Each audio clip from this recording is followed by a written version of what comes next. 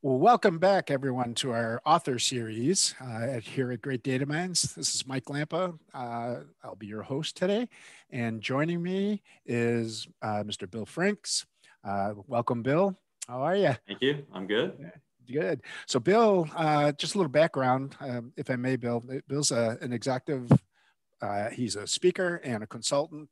Bill's authored several books, and he spent his career focusing on analytics and data science, AI, big data, and his work has spanned across a variety of industries, and he's worked with Fortune 100 companies down to small nonprofits. And he's an author of a couple books, as I mentioned. Taming a Big Data Tidal Wave is one of your prior books, and The Analytics Revolution, both Wiley publications.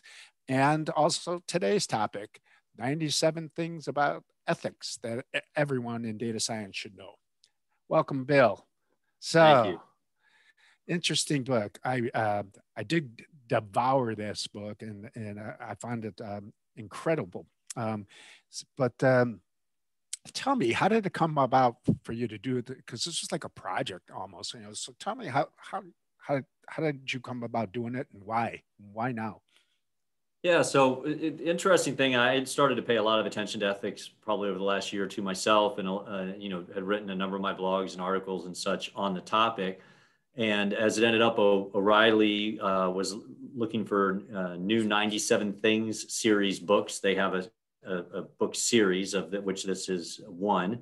And having seen me do a lot of writing and speaking on ethics, they reached out and said, would I be willing to help compile this? And so it seemed like a no-brainer. I think, there's really a couple of things that kind of turned my attention to this topic, and I think has started to turn the industry as a whole towards it. Mm-hmm. And it actually ironically ties into the last book I wrote, The Analytics Revolution, which was about the automation and embedding of analytics in decision-making processes where humans are no longer in the loop in many cases. Mm-hmm. That began to make people a little more uncomfortable with how these things were working and think about the ethics. And then I think AI hit us full force in the last 2 to 3 years, where now you have algorithms that even the people running them don't necessarily understand exactly how they're operating, often being automated and now being utilized in a lot of situations where in the past traditional models hadn't even been utilized, like, facial recognition and such. And so I think those trends came together to suddenly make people much more aware of and concerned about the ethical implications. And so,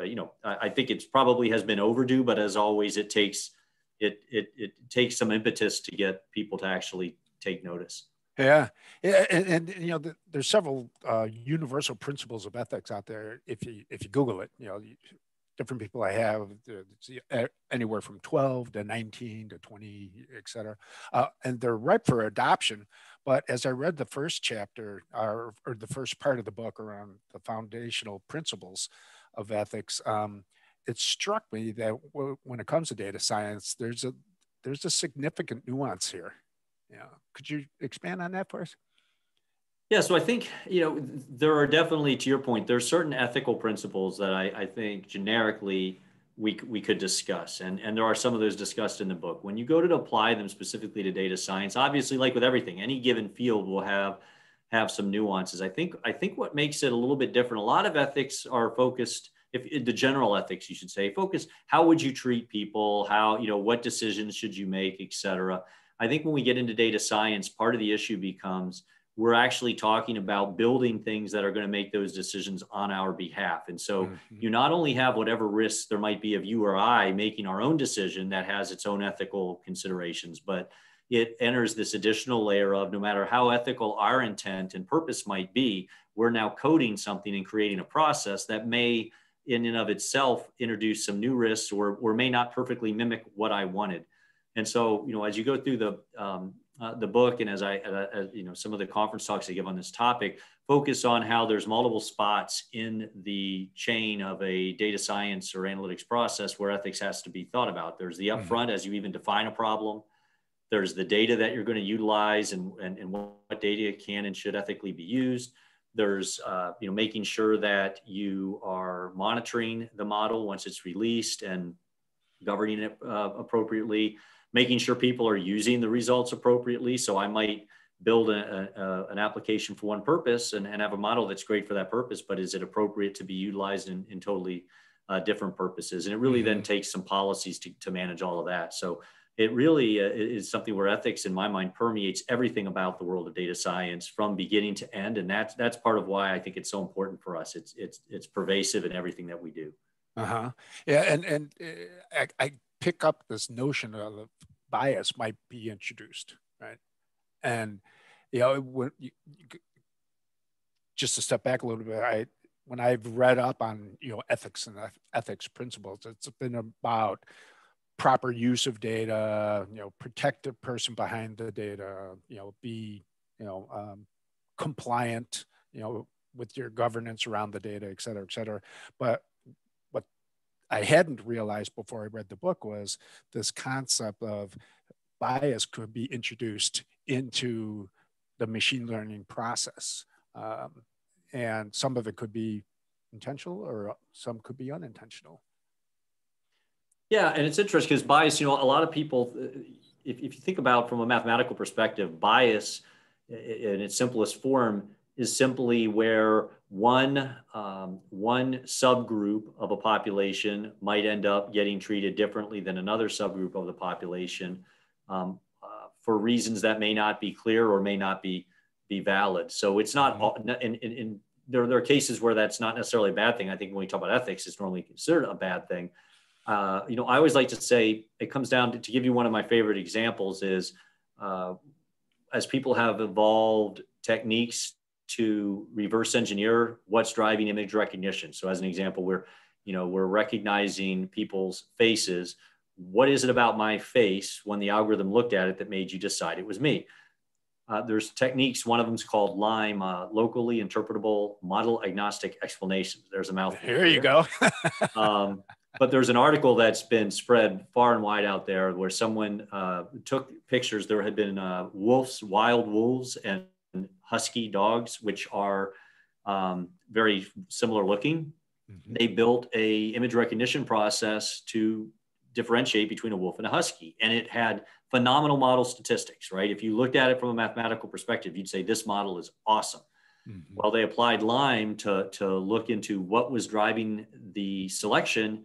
And what was highlighted was the snow in the background of the wolf pictures, because they tend to live in cold areas. They're photographed in the wild with snow behind them. The huskies tend to be in a backyard or on a couch and wouldn't necessarily have snow. So what you had was a model that was in fact accurately identifying the two through a completely spurious third principle, which was the snow, that was a bias in the photos, right? That had nothing to do with it. You could argue there is an association with snow and a husky. I mean, it's not an illogical connection, but certainly when your goal is to differentiate a wolf from a husky, our intent was the facial features or structure of a wolf versus a husky. And the fact that our pictures had happened to have snow and not snow was a cheat that worked well, but that didn't get down to what we were really trying to do. And if you expand that into, if you're starting to do something with medical diagnoses or credit scores or other things that could influence people in a positive and negative way, you've got to be sure not just that the model seems to be rewarding and punishing the right people, but that it's doing it for a reason that's actually sound. And that's where the pure results of a model don't guarantee it's ethical. So if you're doing good, if you're getting lucky with cancer diagnoses through some completely arbitrary third thing, that's still not an ethical thing to use. You need to change that model and remove or control for that otherwise spurious effect. Yeah. So the model can be accurate, but is it ethical? Correct. Interesting. So in part two, the topic is around data science and its impact on society. So we started talking about bias a little bit, but is bias different than fairness? Does fairness start to come into play here when we talk about the impact on society? So, this is where a lot of these terms are squishy. So what exactly is bias? What exactly is fairness? You could talk about in the general term in a data science specific perspective. And frankly, I think we'd have general agreement, but not necessarily exact agreement either. And so I think there is an interplay there wherein to me, I think bias, there's somewhat of people think of that more in the technical terms, right? Is it a bias? Can I show that that wolves are disproportionately chosen with snow in the background. I think when people think of fairness, that is often, I know there's some definitions. I think a lot of people, when they talk fairness, that's a little bit squishier. They mean it more in a humanistic sense. Like, hey, is that fair? Is that really what should happen? And we can translate some of those principles that people want with fairness certainly into the models. But in the end of the day, they interplay very much, because if a model has a heavy bias, we're often going to say that it's unfair. I think, I've struggled to think of an example where something's clearly horribly unfair in the model process itself, where it's not biased. What it could be, though, a model that's completely unbiased, but it's being applied in an unfair fashion. And so that's where, back to how the ethics enter in every portion of that process. If bias is the more technical term of the model might not be biased at all, but I might be applying it in an unfair way. One example that could be, well, I've just decided, since some people seem to get a really low score on this model, there must be something wrong with the model. So I'll ignore that score when their score is real low and use other factors. Now, that could be defensible. You might be able to go do a lot of work to prove that's the right thing to do, but to just make that arbitrarily, I would argue that's not really fair, even if the model itself is thought to be unbiased. Right. Interesting. So ethics and innovation. When we're trying to innovate new ideas and come up with the art of the possible, we're trying to find things that we could do. But the question, I guess, is when we bring ethics into consideration, we also have to ask, should we do it?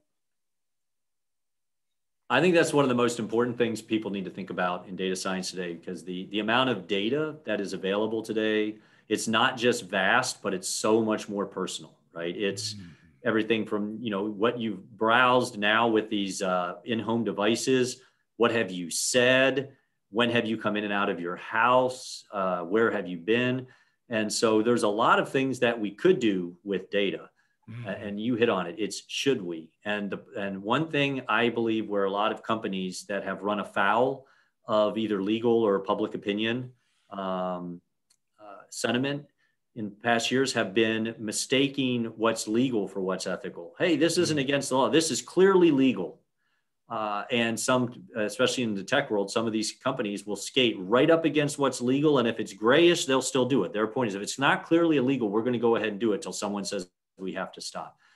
A lot of companies have gotten in trouble for that approach. And I think really what you have to sit back and say and recognize is laws haven't caught up with this stuff at all, right? The fact that something, you can't say because it's currently not illegal, it was intentionally legal. Very likely some of these things that you can do with analytics today, well, I shouldn't say very, there are absolutely examples of things you could do with analytics today and with data that would be legal, but it's more by omission. It's the fact that nobody has thought to actually think through that must be illegal. So you could think today there's a lot of municipalities banning the use of facial recognition for law enforcement purposes, for one example.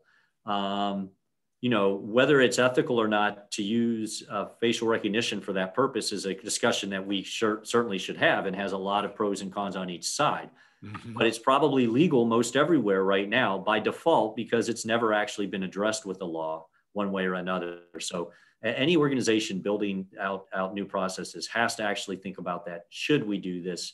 And it's the legal versus ethical, and that's a much, in my mind, legal is a much tighter line. I'm sorry, ethical is a much tighter line than legal today. And your point around the laws haven't caught up yet. Are we starting to see some evidence of regulatory bills being proposed? Oh, absolutely. I mean, everything from the privacy regulations like GDPR in Europe was based, in large part. That helps to regulate some of the data side of this. There are now places putting in laws banning the use of facial recognition, as an example, and that's starting now to take hold. There are, rules on who can sell what data, and I think we're going to continue to see more, even with COVID. Right? There's apps. I've got something on my phone now that if I turned it on, it's going to let Apple track everywhere I'm going and everyone I come in contact with, theoretically anonymously. Right? Am I comfortable with that? Personally, I'm not. Other people might be, but at the end of the day, is there, are there laws that are causing Apple to limit the use of that data, or is it Apple's policy and promise? And I think a lot of these cases, whether you trust the company or not, you're really trusting the company or not. It's not that there's a law. Yeah. Now, when you get into this COVID tracing, is it even covered under HIPAA, all the healthcare regulations? Is it medical data where I've been? Not necessarily, right? You could argue it's not, it's my location data. You're using it for a medical purpose. So even to that extent, I think these are the kind of thorny issues that come up. I don't have the answer to those questions today, but I'm saying in order to really know, what's appropriate with that app and what data is protected and what data is not, I don't think that the current HIPAA laws were written in anticipation of data that has nothing to do with your health, but that could also be applied to your health. And once it's applied for a health score of sorts, is it suddenly HIPAA? Is it HIPAA overall, or just for the purposes of that score? I mean, these are the kind of thorny issues we have to decide. But in the absence of that being decided, that's why it's on every individual, the organization or the person building the analytics to think through some of these implications themselves. And it's often no clear-cut answer. That's the thing. There's often it's a spectrum, and I've seen different companies make different decisions in the exact same situation. And I'm sure there's people that would agree or disagree with those companies on both sides. Yeah, boy, that's interesting. That kind of triggers in my head, like in the intelligence world, data can be unclassified. I got different pockets of data that's unclassified, but if I change the context by mashing that data up, I could turn it into classified data. And if I apply that to what you just said, there is the use of this information that I've been using for a while for a certain particular purpose was ethical and legal, but now I'm using it in a different way. For, talking about the location data, right? When I turn my phone location data, services on, retailers can prompt me for applicable ads as I'm walking past a storefront, for example, right? Now, when you think about it, it's a perfect app for contact tracing. Why not do it? Right? Seems to be the right thing, but is it? And my question then is, do companies need to step back and think about the stakeholder, the sphere of the stakeholders that they need to take into consideration? Does it go beyond shareholder when I'm thinking ethics? Yeah, and I think they're actually tied together, though, because if you do something that greatly offends or harms your stakeholders, that will in turn then affect the shareholders, right? Whether it be through legal costs, brand equity loss. And I mean, we've seen examples of all of that. Yeah. But I think, really when I actually talk frequently about how there's 3 levels you must think through. What's legal is the loosest. What's ethical is next loosest. But then there's an even, what's right. Let's go in terms of tightness. What's legal is the least tight. What's ethical is tighter than that. But the most tight is what will your stakeholders, consumers, general customers accept. And you can have something that is legal and even ethical in the absolute sense, but that customers won't accept. And a great example of that I always love to talk about is the Target example from a few years ago, where they had a huge rash of bad press over predicting pregnancy. And in context, what they did was 100% legal. I think pretty clearly ethical in the sense people signed up for a loyalty program. They said, we're going to predict all kinds of things about you to give you offers. They were predicting hundreds of things about customers. Will I buy health foods? Will I buy a shirt? Am I into, carbonated beverages? Am I pregnant? Right. I mean, it was just one of hundreds. It wasn't like somebody sat down and said, let's find out who's pregnant. Yeah. However, at the end of the day, people were comfortable if you wanted to predict, looks like Bill had a cold. Let's let him know about this new after cold treatment that'll help him feel better faster. I might be okay with that, but Bill's wife is pregnant. That creeped people out. And so while the type of model, the way the data was being used, all of that, it was the exact same process as being used in 200 other cases. The pregnancy one upset people. Yep. And felt it went too far. And whether it was legal or ethical didn't matter at that point. They had upset the stakeholders, and it caused a huge backlash. And that's that. So I think you're dead on with this idea of don't just look through the lens of, will my company get in trouble legally if I do this, and ethically can we do it? You also have to think, how would the people who are going to be impacted by this going to interpret it? And there could be scenarios where in time people get comfortable with some things that they're not comfortable with today. Like maybe today, popular opinion would say, I don't want you to use facial recognition. Who knows? Maybe in 10 years, everyone's good with it. I don't know. But that you got to think through that legal and ethical. But even today, if someone said, yeah, in our city, we absolutely can use facial recognition, and our ethical review says it would be ethical to do, I think it'd be worth saying, we ought to survey our local community and see how they feel about it. Because if they're totally against that, it doesn't matter. We can tell them it's ethical all day and it's legal all day. And we're going to have a black eye, and they're going to lose confidence in the local government. So yeah, so that the perception goes right back to the hitting the brand, right? Exactly. Yeah, but if I step back and try to be a little bit more of a feeling human, it's not just that though. It's, am I doing the right thing for the people that I'm trying to serve? Right? It was kind of what I'm picking up here.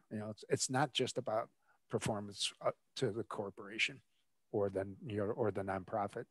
It's serving the people. Yeah. Well, yeah, and I think this gets back to, I actually think that there's going to be, so you have organizations in the past that have competed on privacy. So like in the browser space, there's in search engine space, there's a browser called Ghostery, a search engine called DuckDuckGo, and their whole premise is we're not going to track your searches and your personal information like some of the other apps do. I think there's room for someone to come out and say, we're competing on ethics, right? We're going to give you the ability to control a whole lot how we use your data and for what kind of purpose. And we're always going to publicize every way we're using data, et cetera. I don't know many companies doing that today, but I think there's room in some of these spots to do it. I've said for years, I'd sign up in a heartbeat for a social network that I had to pay a little bit for every month to make, because if you look at it, I think I've read that it's only a couple dollars a month per user that some of these social networks get. When you think of all the information you're giving up to these big tech companies and they're making a couple dollars a month,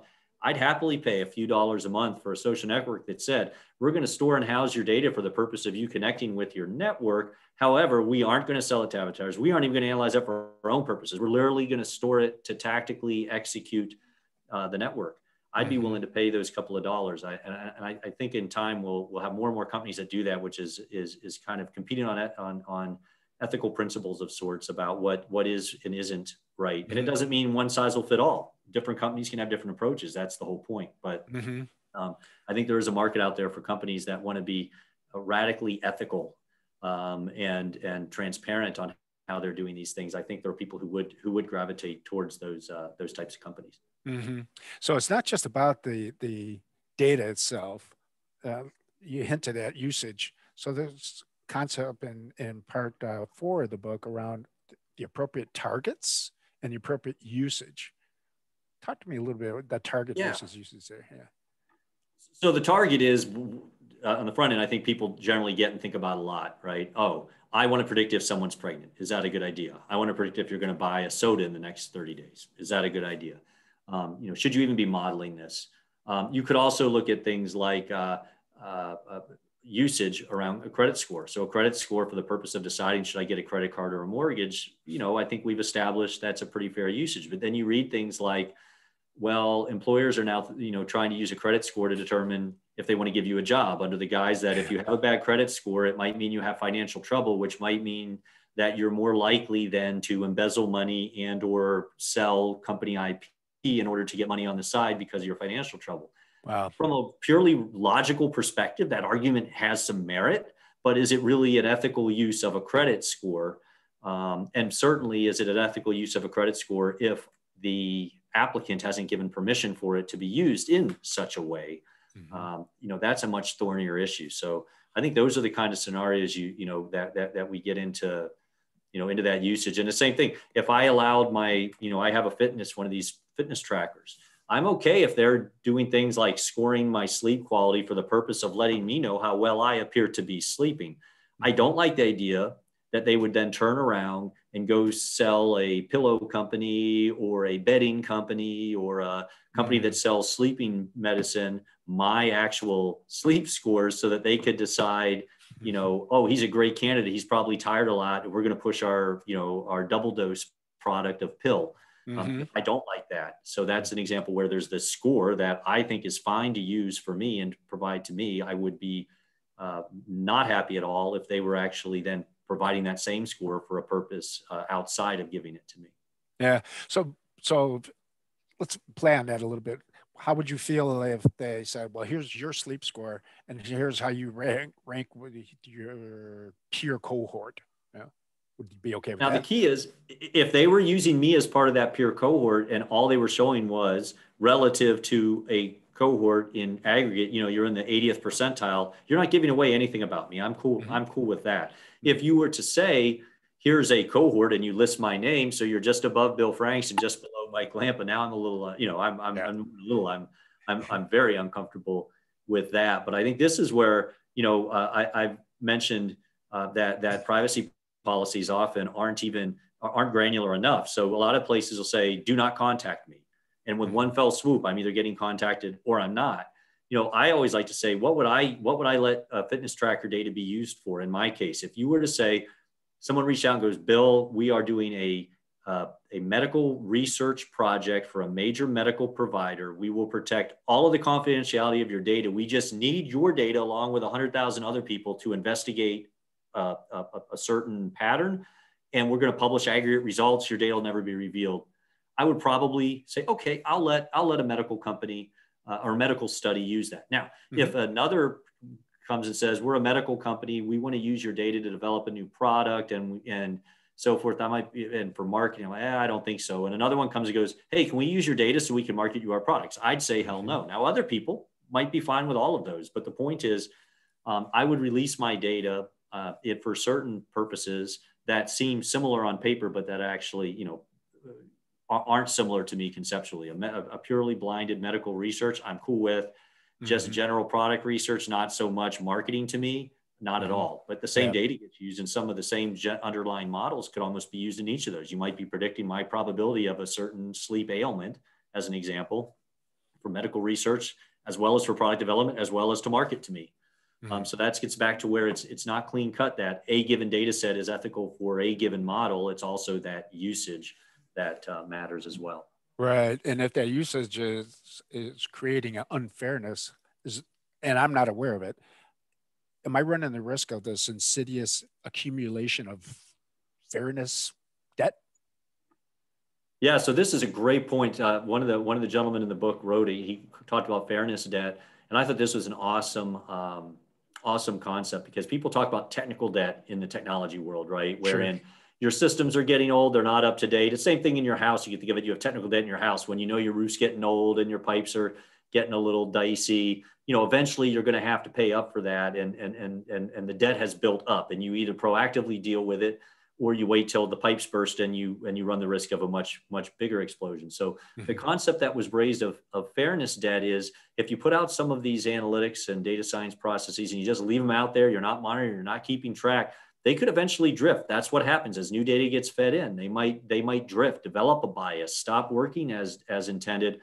And now you have what you could call a fairness debt, meaning your models aren't really fair the way they were intended to be, or even when you tested them. And now they've drifted.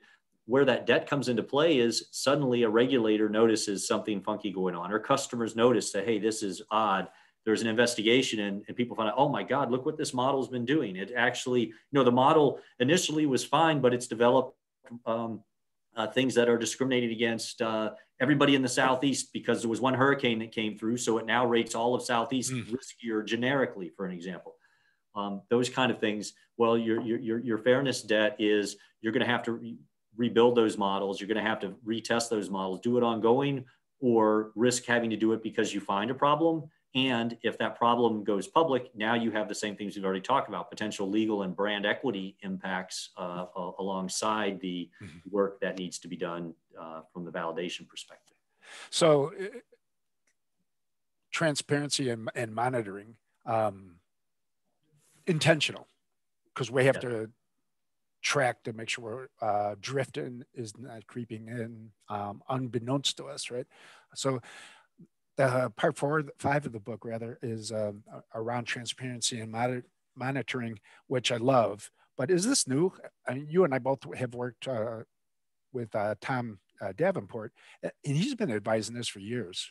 Well, this is where I think really there's a lot that's not necessarily new. I think it's getting new focus. So we've needed monitoring of models and transparency of models for years in theory.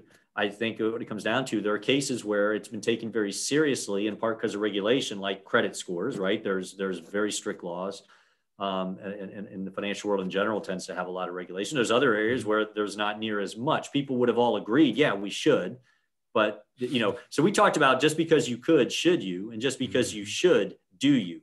I think it's a case of no one's going to say, no, we shouldn't monitor our models. We shouldn't have transparency. But do they, and do they do it properly? I think that's where you're going to have many cases you'll go, well, no, not really. So I think this is where it comes back to your intentionality. You have to intentionally make a point to do to be transparent about what you're doing on the way in and out, as well as then have the ongoing monitoring that isn't as simple as the model was clearly unbiased.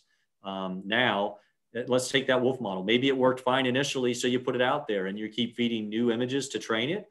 Over a period of time, it might have drifted towards leaning towards snow anyway.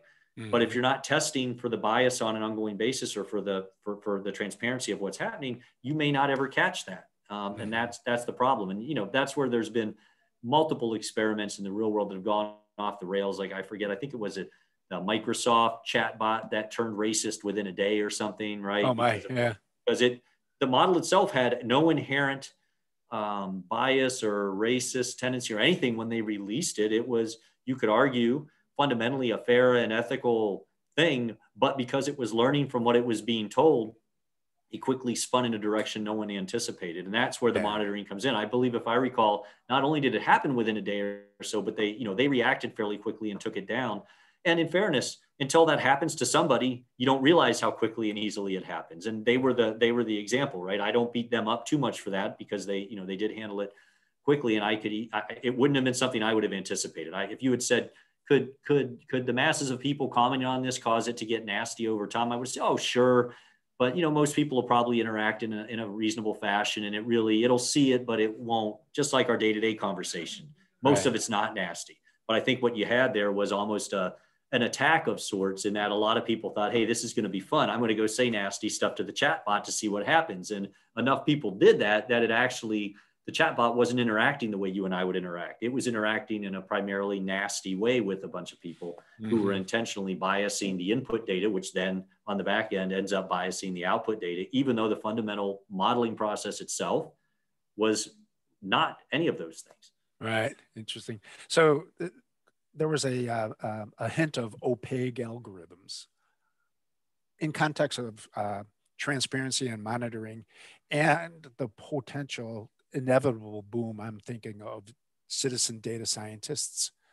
We're going to enable these guys and gals. I don't want to, with platforms that take the hard part out of data science and put it into a kind of a low code or no code type environment to enable a savvy business analyst with data science capabilities, right? So how do we help the citizen data scientists understand the critical importance around transparency and monitoring?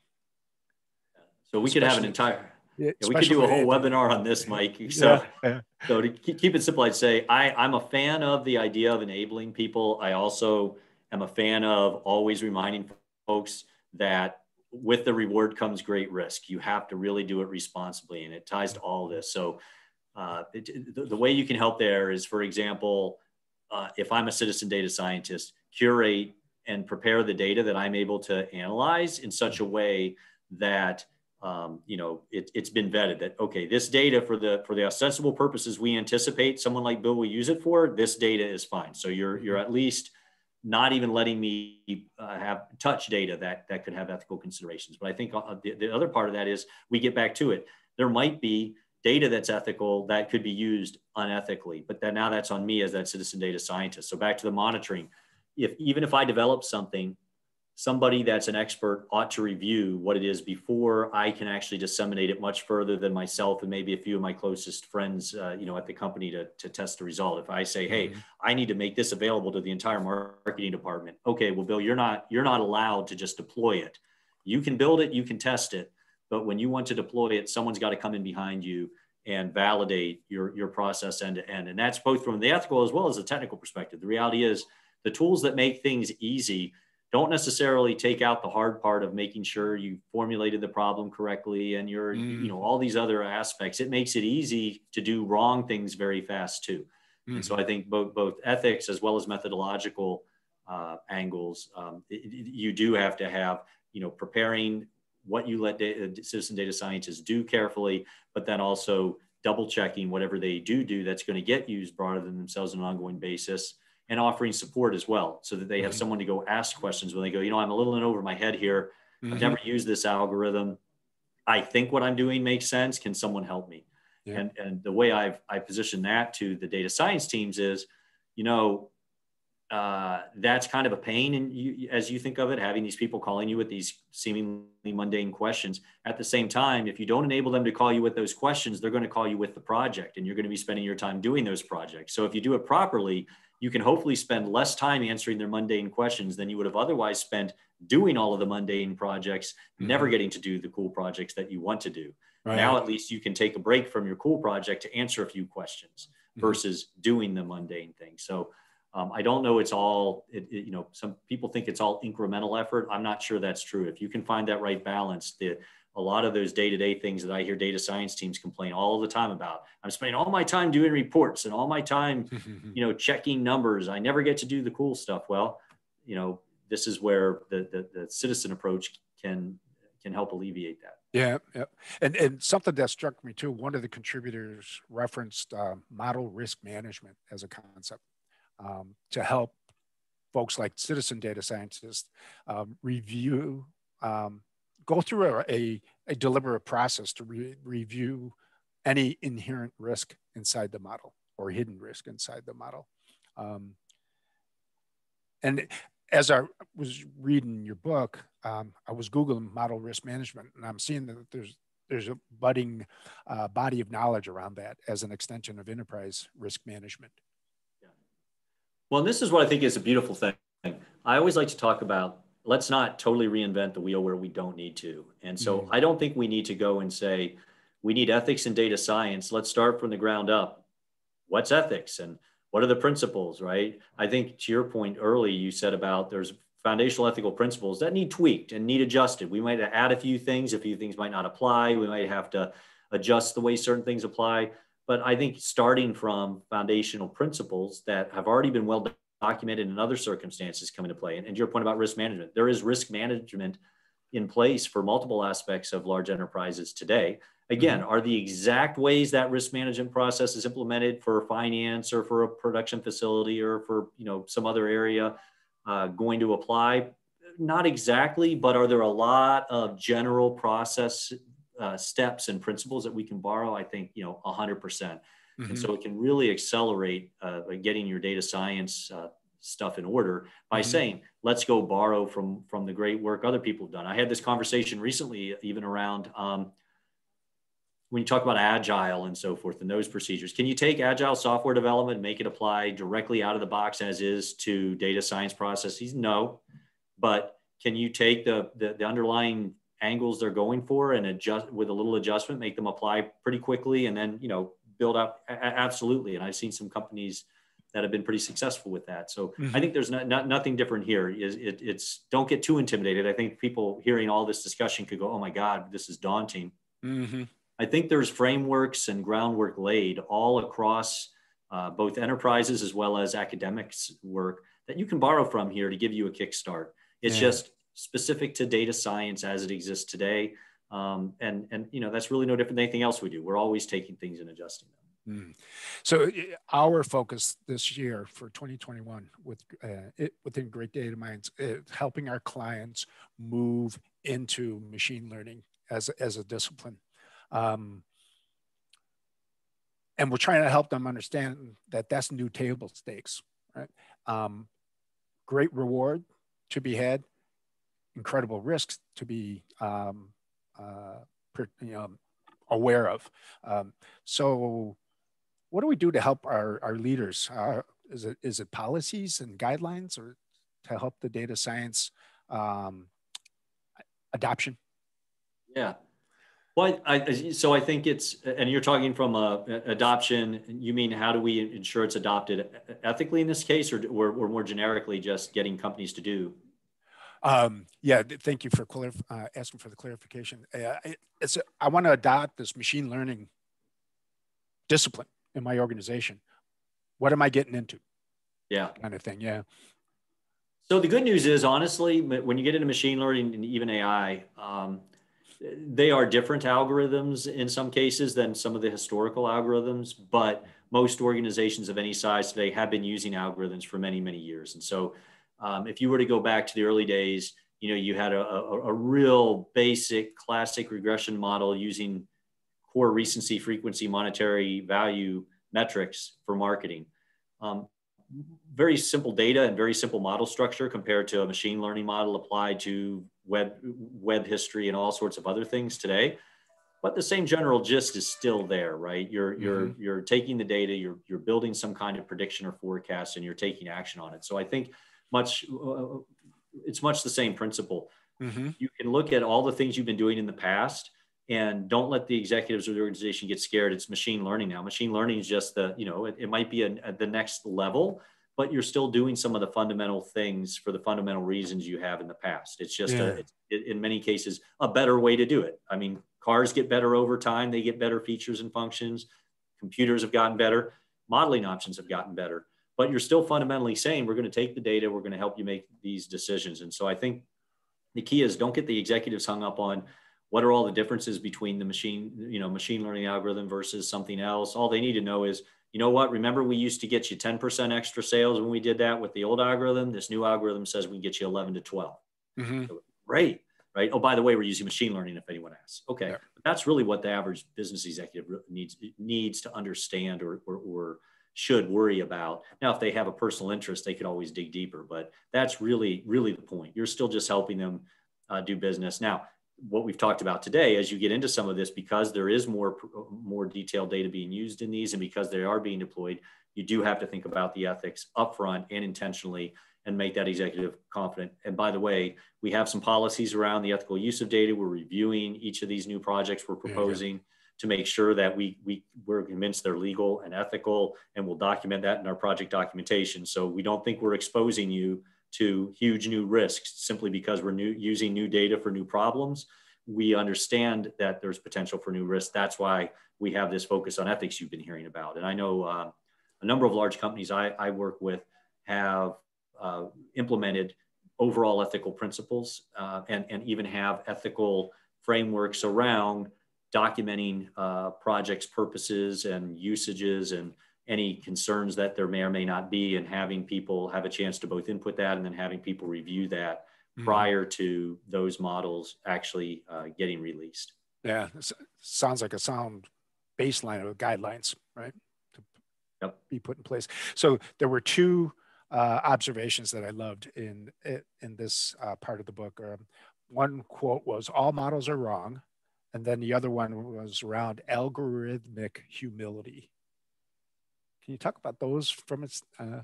Yeah. So I love the all models are wrong. It's a classic thing. I can't remember. There was some famous person who had said, all models are wrong, some are useful. I think that was the official quote. And a funny thing is, I actually had to have a conversation. I brought up that quote 2 weeks ago in the class I'm teaching, because one of the master's students, they were having to lay out an analytical plan for this practical project course that's for an actual company that has sponsored the class. And the gentleman was mentioning me. He goes, Bill, here's the problem. I'm just not confident that this data is going to let us predict it in this way. And I don't want to commit to it if it isn't going to work and this and that. And I finally said, look, you're way too hung up at this early stage. You're not committing that this model is going to do everything you're saying.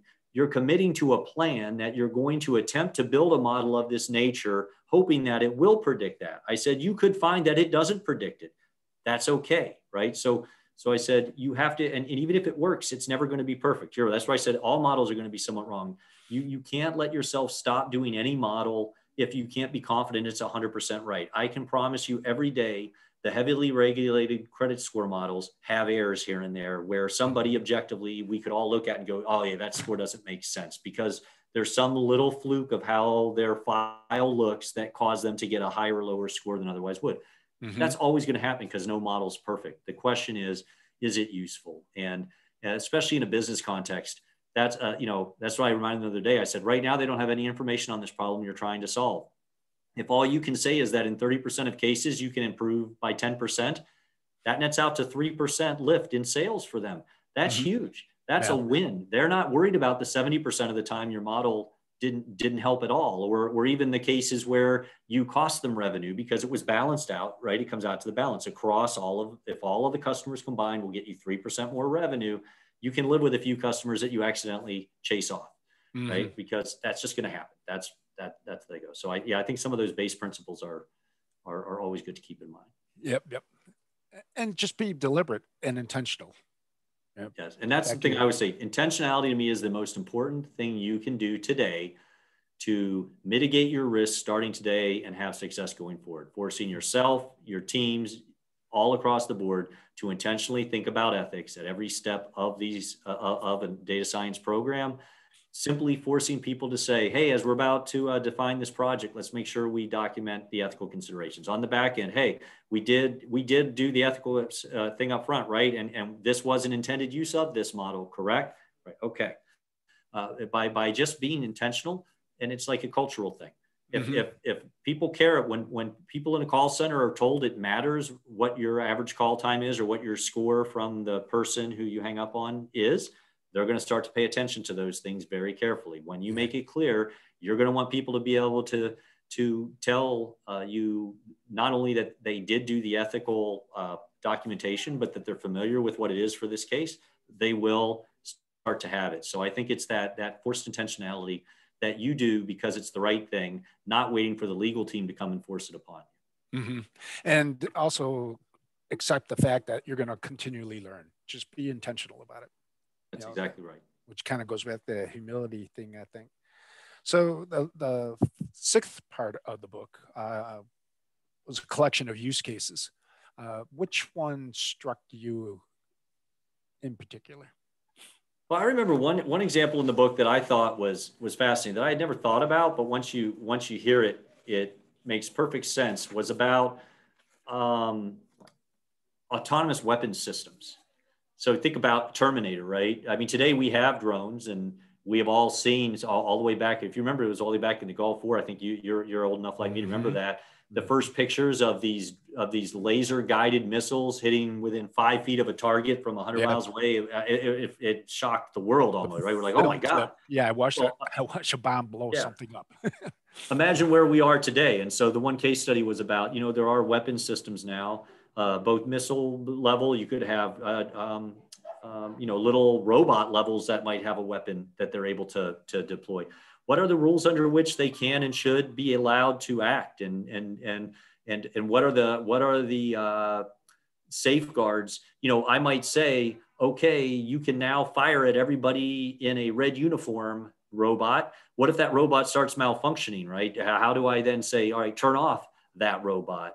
And so it was a fascinating case study about, and should we even have robots allowed to ever do that, right? And this was the discussion I thought of that, and I thought it was a great case study. There's so many thorny issues within that, and then of course the part that I took away that's the most concerning is, well, if your enemy starts to go droid firing at people, you almost have to do it, or else they're just going to wipe you out. And so then you get back into, we could do these things. We probably should not do these things. At the same time, we have to think through how we would do it if we had to, because if someone else ever does, we have to be able to respond. And so that's where the ethics, you can twist yourself in circles. I mean, here's something we know we shouldn't do. We wouldn't want to do it, but we still have to have a plan to do it, because at some point we might have to do it, no matter how unseemly it is to everybody involved. And anyway, that's the one I remember jumping. You're right. My head's spinning. Bill Franks, beautiful, phenomenal book, 97 things about ethics everyone in data science should know. Phenomenal read. Highly recommend everyone go out and grab this book. Bill, my friend, thank you so much for the time, and I wish you a very happy and healthy day. And thank you for having me. And I'll just say one last time too, I'll thank all of the contributors in the book. It was a compilation book with, dozens and dozens of contributors, and, all that great content you're referencing is thanks to them. And I think I did a good job of curating it, but curation is dependent upon the submission. So Yep. I just want to recognize all of the authors that contributed. Absolutely. And I double that. Great body of work. Yep. All right, sir. Okay. You have a great day. Take care, Thank you Bill. so much. All right. Bye-bye. So long, folks.